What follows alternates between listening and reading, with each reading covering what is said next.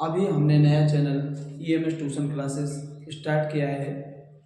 इसमें आपका और आपके लिए बहुत कुछ वो सभी अवेलेबल होंगी जो आपको चाहिए। तो जैसा कि अब हम स्टार्ट करने वाले हैं साइंस और फर्स्ट चैप्टर रासायनिक अभिक्रियाएं व समीकरण। हम इसमें बात करने वाले हैं रासायनिक अभिक्रियाओं के बारे में। और रासायनिक अभिक्रियाओं में जाने से पहले हमें समझना होगा रासायनिक परिवर्तन व भौतिक परिवर्तन। तो सबसे पहले हम बात करेंगे रासायनिक परिवर्तन। रासायनिक परिवर्तन जिसे हम chemical change, English word chemical change. अब हमें यह जानना है रासायनिक परिवर्तन होते क्या है। हमारे अंदर यही क्वेश्चन चलता है कि रासायनिक परिवर्तन होते क्या है। तो हम रासायनिक परिवर्तन को जानते हैं।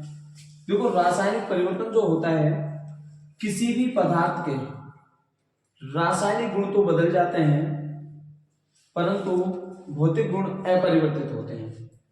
अर्थात हम इसे बोल सकते हैं कि किसी पदार्थ की, अपने पास कोई भी पदार्थ है, उस पदार्थ की मूल अवस्था में परिवर्तन करके और नया पदार्थ बनाया जा सकता है। नया पदार्थ बनाया जा सकता है या हम कह सकते हैं कि निर्मित किया जा सकता है। परंतु इसमें नए पदार्थ को वापस उसके मूल अवस्था में नहीं लाया जा सकता है। उसमें जो पदार्थ नया बन चुका है वो उसी अवस्था में रहेगा, उसको पुनः से उसकी मूल अवस्था में नहीं ला सकते हैं। इस परिवर्तन को हम स्थायी परिवर्तन भी कहते हैं। स्थायी परिवर्तन, क्योंकि अगर किसी पदार्थ की मूल अवस्था में एक बार परिवर्तन ला दिया तो उसको पुनः उसी अवस्था में नहीं लाया जा सकता है जिस अवस्था में वो पहले था। इसलिए हम इसको स्थायी परिवर्तन भी कह देते हैं। नेक्स्ट अगर बात करें तो दूसरा, इसे हम अनुत्क्रमणीय परिवर्तन भी कह सकते हैं। अनुत्क्रमणीय परिवर्तन, इसको हम अनुत्क्रमणीय परिवर्तन भी कह सकते हैं क्योंकि अनुत्क्रमणीय परिवर्तन हम इसको इसलिए कहेंगे कि रासायनिक परिवर्तन में होने वाली जो अभिक्रिया होगी वो केवल एक ही दिशा में चलेगी, वो दोनों ही दिशाओं में संभव नहीं हो पाएगी। इसलिए हम इसको अनुत्क्रमणीय परिवर्तन कहते हैं। इसके जस्ट बाद हम बात करते हैं भौतिक परिवर्तन। नेक्स्ट आ जाता है अपना भौतिक परिवर्तन। अगले बात करते हैं भौतिक परिवर्तन। हमें जानना है कि भौतिक परिवर्तन क्या है। क्वेश्चन हमारा होना चाहिए कि सर भौतिक परिवर्तन क्या होता है। तो अब जैसा कि हम भौतिक परिवर्तन के बारे में बात करेंगे, भौतिक परिवर्तन जिसे फिजिकल चेंज बोलते हैं। फिजिकल चेंज, भौतिक परिवर्तन क्या होता है? भौतिक परिवर्तन इट्स ऐसा परिवर्तन जिसके भौतिक गुण तो बदल जाते हैं परंतु रासायनिक गुण अपरिवर्तित रहते हैं। अर्थात हम कह सकते हैं कि इस परिवर्तन में किसी पदार्थ की मूल अवस्था में परिवर्तन करके उसको पुनः उसी अवस्था में लाया जा सकता है। इसलिए हम इसको भौतिक परिवर्तन कहते हैं। भौतिक परिवर्तन जो होता है ये अस्थायी परिवर्तन होता है। भौतिक परिवर्तन जो होगा ये अस्थायी परिवर्तन होगा। अस्थायी परिवर्तन हम इसको इसलिए बोलते हैं क्योंकि किसी पदार्थ की मूल अवस्था में परिवर्तन कर उसको पुनः उसी अवस्था में लाया जा सकता है। इसलिए हम इसको अस्थायी परिवर्तन भी कहते हैं। दूसरा, हम इसको उत्क्रमणीय परिवर्तन भी कह सकते हैं। उत्क्रमणीय परिवर्तन, उत्क्रमणीय परिवर्तन इसलिए कहेंगे क्योंकि इसमें होने वाली जो अभिक्रिया होगी वो दोनों ही दिशाओं में पॉसिबल होगी, दोनों ही दिशाओं में चलेगी। जैसे एग्जाम्पल के लिए हमारे पास एक बर्फ का टुकड़ा है, बर्फ के टुकड़े को हम गर्म करते हैं। जब हम उसको गर्म करेंगे तो गर्म करने के बाद वो पानी द्रव अवस्था में बदल जाएगा। बर्फ जो है वो ठोस अवस्था है और इसको हमने जैसे ही गर्म किया तो ये द्रव अवस्था में परिवर्तित हो जाता है, और जैसे ही द्रव अवस्था में वापस से हम इसको गर्म करते हैं तो गर्म करने के पश्चात ये गैस अवस्था में बदल जाता है। ये तो एक ही दिशा हो जाती है। और जब हम क्या करते हैं कि गैस अवस्था को वापस से ठंडा करते हैं तो ठंडा करने के बाद ये वापस द्रव में आ जाता है, और द्रव को ठंडा करने के बाद ये वापस से ठोस में आ जाता है। इसलिए हम इसको उत्क्रमणीय परिवर्तन कहते हैं। अच्छा, अब हम इसमें जानेंगे कि रासायनिक अभिक्रिया क्या होती है। तो रासायनिक अभिक्रिया के बारे में अब हम यहाँ पर बात करने वाले हैं। रासायनिक अभिक्रिया होती क्या है? जैसा कि हमने अभी देखा, जो रासायनिक परिवर्तन होता है वही रासायनिक अभिक्रिया होती है। रासायनिक अभिक्रिया, रासायनिक अभिक्रिया, रासायनिक अभिक्रिया इंग्लिश में कहा जाता है इसको केमिकल रिएक्शन।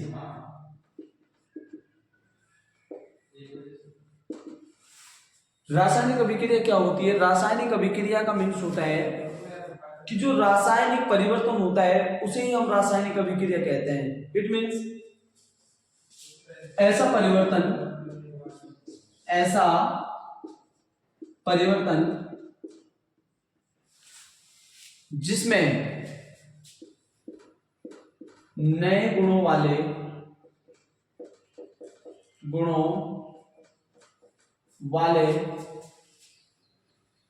पदार्थों का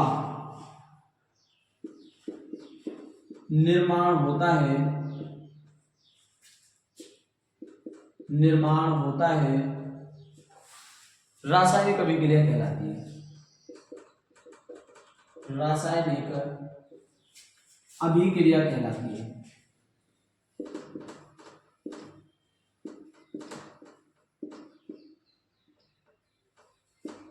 रासायनिक अभिक्रिया कहलाती है। जैसा कि हमने अभी जाना कि रासायनिक परिवर्तन क्या है, उसी से हमने ये देखा कि रासायनिक परिवर्तन में एक नया पदार्थ बनता है और इसलिए हम उसको रासायनिक अभिक्रिया नाम दे देते हैं। तो इसी प्रकार से हम कहते हैं कि ऐसा परिवर्तन जिसमें नए गुणों वाले पदार्थों का निर्माण होता है रासायनिक अभिक्रिया कहलाती है। जैसे एग्जाम्पल हम बात करेंगे इसमें, एग्जाम्पल जैसे भोजन का पाचन,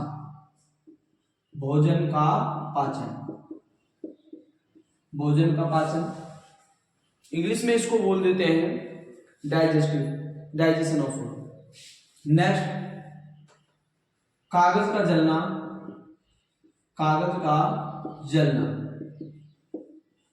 जलना भी एक रासायनिक अभिक्रिया का उदाहरण है, क्योंकि इसमें जब हम कागज को जलाते हैं तो जलाने के बाद एक नया पदार्थ प्राप्त होता है जिसे हम भस्म बोल देते हैं। नेक्स्ट बात करते हैं लोहे में जंग लगना।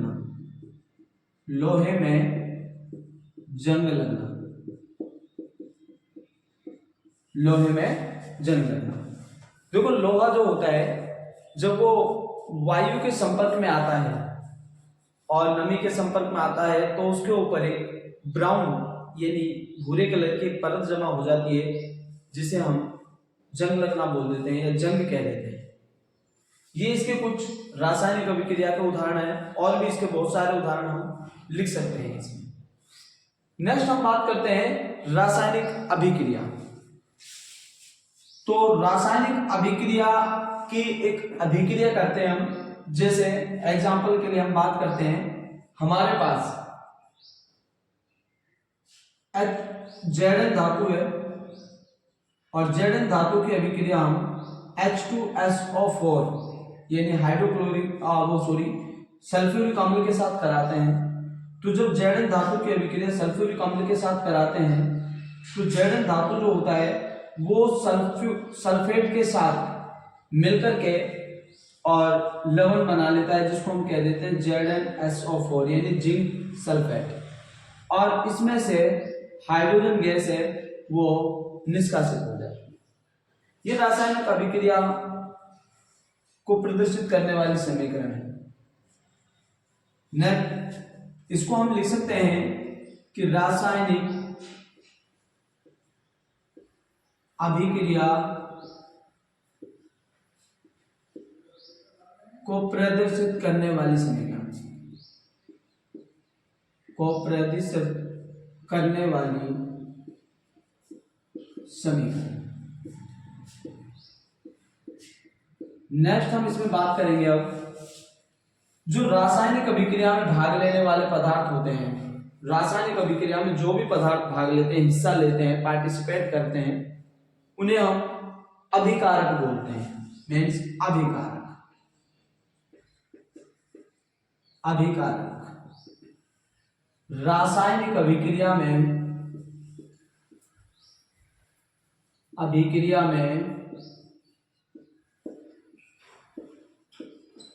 भाग लेने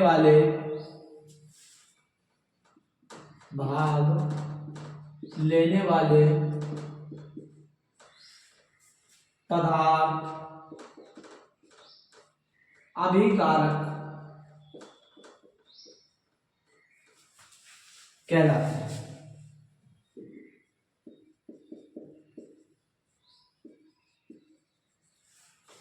हमसे पूछा जा सकता है कि अभिकारक क्या होते हैं, तो हमारा जवाब होगा कि रासायनिक अभिक्रिया में भाग लेने वाले जो पदार्थ होते हैं उन्हें हम अभिकारक कहते हैं। जैसे हमारे पास है, अभी हमने जैसा कि देखा कि रासायनिक अभिक्रिया को प्रदर्शित करने वाले समीकरण में कि Zn धातु और सल्फ्यूरिक अम्ल की अभिक्रिया, जब दोनों के मध्य अभिक्रिया कराई जाती है, तो ये जो रासायनिक अभिक्रिया में दोनों ही जो ये भाग लेने वाले जो ये तत्व हैं, जैसे Zn और एक H2SO4, ये दोनों ही पदार्थ क्या कहलाते हैं? ये कहलाते हैं अभिकारक। नेक्स्ट एक आ जाता है उत्पाद। उत्पाद क्या होता है? उत्पाद होता है कि जो रासायनिक अभिक्रिया में निर्मित होने वाला पदार्थ होता है, निर्मित बनने वाला पदार्थ। जैसे हमने यहां पर देखा ZnSO4 और हाइड्रोजन गैस, ये उत्पाद कहलाते हैं। कि सर रासायनिक अभिक्रिया में, जैसा हम लिखते हैं कि रासायनिक अभिक्रिया में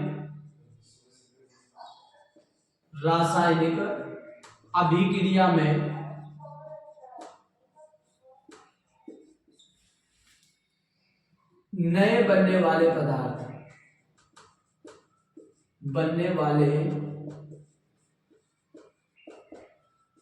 पदार्थ उत्पाद कहलाते हैं।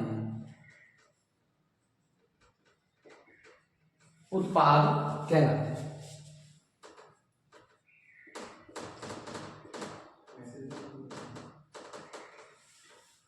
तो रासायनिक अभिक्रिया में भाग लेने वाले पदार्थ हैं जो उत्पाद कहलाते हैं। बनने वाले पदार्थ उत्पाद है और भाग लेने वाले जो पदार्थ है उनको अभिकारक कहते हैं। तो जैसा कि हमने अभी देखा है कि सर सबसे पहले हमने बात की रासायनिक अभिक्रिया के बारे में, एक बार वापस से रिवाइज करें। और रासायनिक अभिक्रिया क्या होती है? तो रासायनिक अभिक्रिया में हमने जाना कि सर ऐसे परिवर्तन जिसमें नए गुणों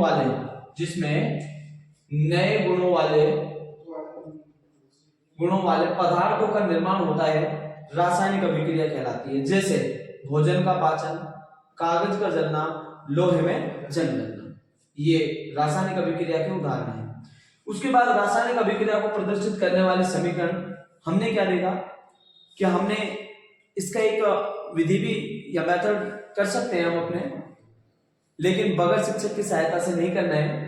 हमने क्या करना है, परख नली लेनी है और परख नली के अंदर हल्की मात्रा में, थोड़ी मात्रा में सल्फ्यूरिक अम्ल ले लेना है और सल्फ्यूरिक अम्ल में थोड़ी मात्रा में 1-2 दाने जिंक धातु के डाल देने हैं। तो हम देखेंगे कि जिंक धातु सल्फ्यूरिक अम्ल के साथ अभिक्रिया करके जिंक सल्फेट बनाता है और वहां से हाइड्रोजन गैस मुक्त होती है। तो अब हम यहाँ पर ये कहेंगे कि सर ये Zn और H2SO4 जो समीकरण में आए हैं इनको क्या बोलते हैं। तो जैसा कि मैंने अभी बताया कि रासायनिक अभिक्रिया में भाग लेने वाले पदार्थ अभिकारक कहलाते हैं और नवनिर्मित या नए बनने वाले पदार्थ जो होते हैं उनको हम उत्पाद कहते हैं। समझ आया?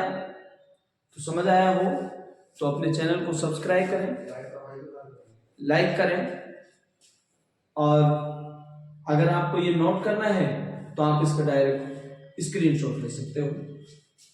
तो स्टूडेंट्स सभी इसका स्क्रीनशॉट ले और फिर इसके बाद हम आगे चलते हैं।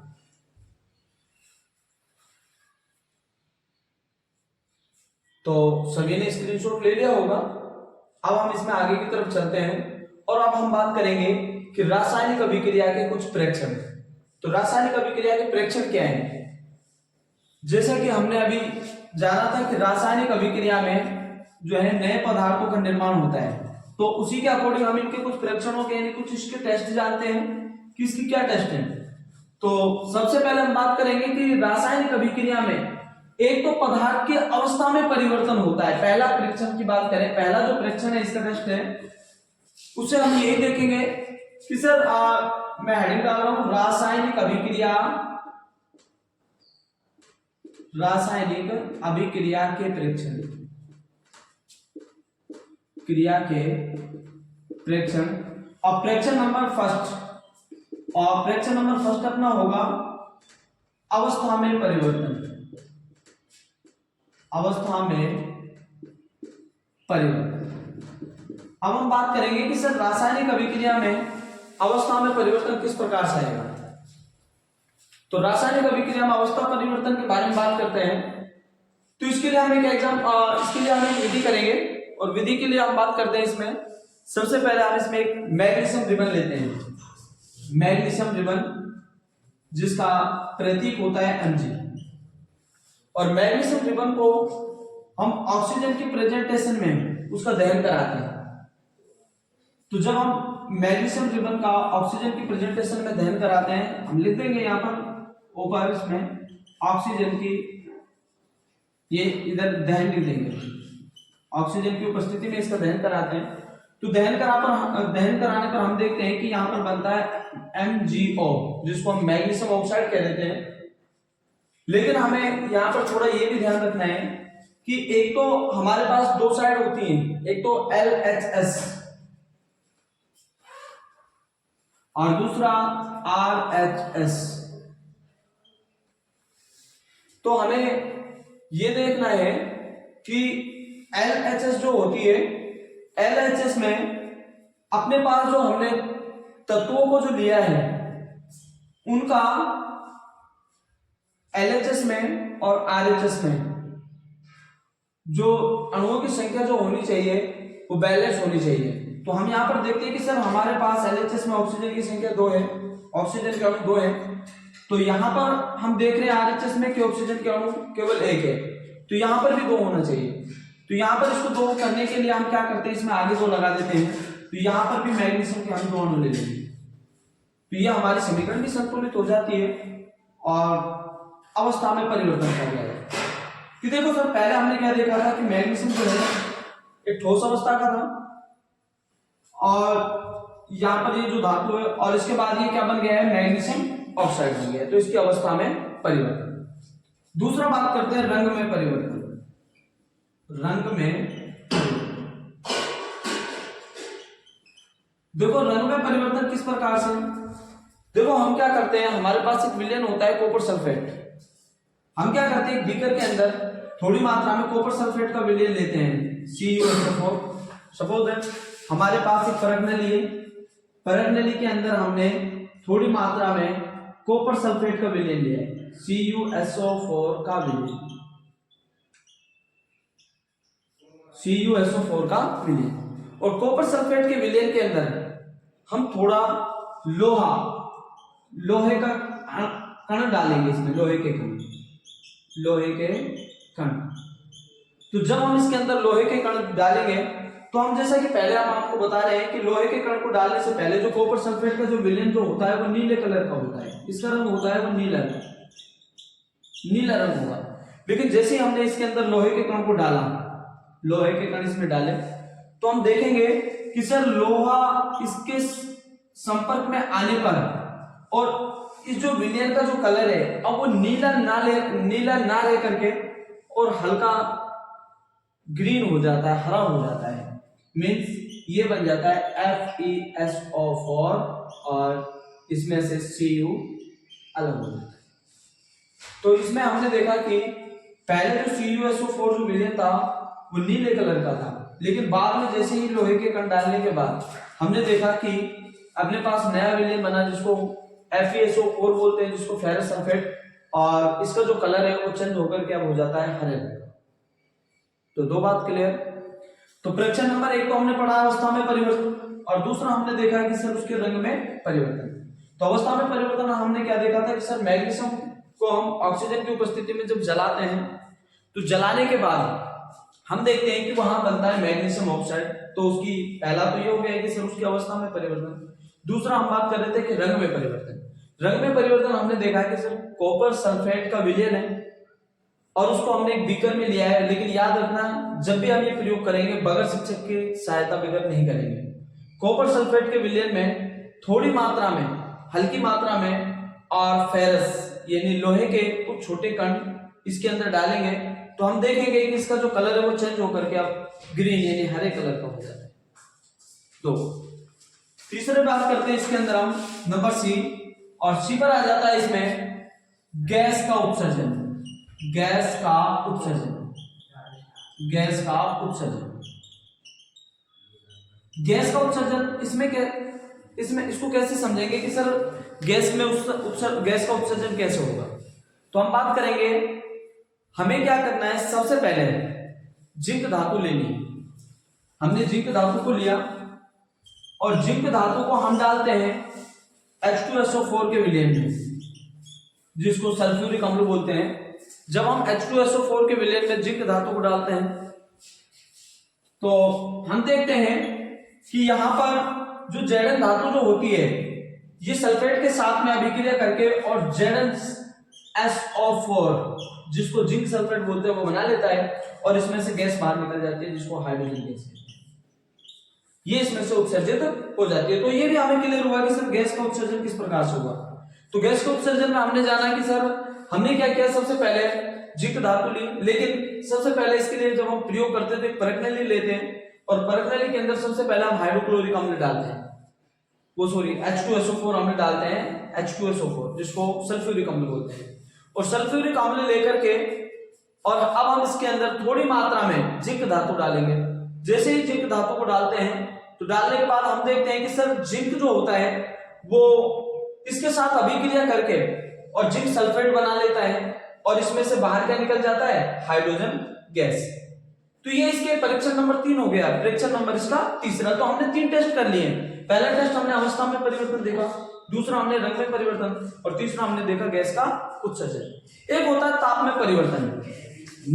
नंबर 4 की बात करें, एक होता है इसमें ताप में परिवर्तन। नंबर 4 ताप में परिवर्तन या तापमान में परिवर्तन, तापमान में परिवर्तन। इसके लिए भी हम एग्जांपल अपने यही ले लेंगे जिंक और H2SO4 का। देखो इसमें क्या होता है कि जब हम जिंक और H2SO4 की अभिक्रिया कराते हैं तो यहाँ पर जिंक सल्फेट बनता है और जिंक सल्फेट बनेगा और हाइड्रोजन गैस मुक्त होगी। तो उसी दौरान यहां से कुछ ऊष्मा भी निष्कासित होगी। तो हम कह देंगे कि सर इसके अंदर जो पहले का जो तापमान जो था वो कुछ अलग था, लेकिन अब अभिक्रिया के बाद जो तापमान है वो कुछ अलग हो जाएगा, क्योंकि इसमें जब हम दोनों के मध्य अभिक्रिया कराते हैं तो अभिक्रिया कराने के बाद यहाँ से ऊष्मा का निष्कासन होता है और इसीलिए हम कहते हैं कि सर इसके तापमान में भी क्या हुआ है, परिवर्तन। तो समझ आ गया होगा सभी को। तो हमारे ये रासायनिक अभिक्रिया के चारों परीक्षण ये हो चुके हैं और समझ आ गया होगा। तो चैनल को सब्सक्राइब करें और लाइक जरूर करें और ज्यादा से ज्यादा शेयर करें और आप इसका स्क्रीनशॉट भी ले सकते हैं। ओके।